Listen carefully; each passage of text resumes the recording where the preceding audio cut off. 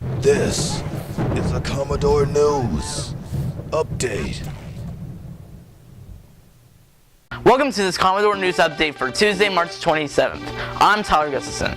On Friday, the boys and girls tennis teams both had a fabulous 9-0 victories against Great Bridge. The JV and varsity baseball teams also had two good wins against First Flight, with the JV and varsity scoring 14-1 and 7-0 victories. The boys soccer team settled for a tie against Tab 2-2. On Saturday, the boys track team took 6th place, while the girls took 4th in an Eastern District meet. On Monday, the baseball team took yet another win, this time against Salem 10-5.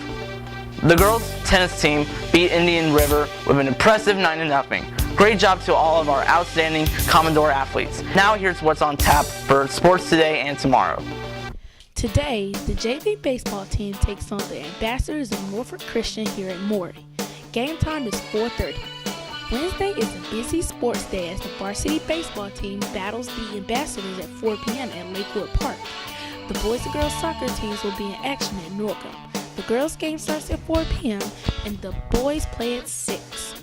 The boys tennis team takes on the Norfolk Collegiate Oaks at the ODU Tennis Complex. Matches begin at 4 p.m. Finally, the JV baseball team travels to Nansemond River for a game with the Warriors. That game begins at 5:30. The weather is finally getting warmer, so get out and support your Commodore teams. Attention juniors! The college night for juniors and parents will be held next Wednesday at 6 p.m. in the auditorium. Representatives from CNU, W&M, and VCU will be there to give tips on making your college applications get noticed. You're up to date with Maury High School. I'm Tyler Gustafson. Have a great Commodore Day. This has been a Commodore News Update.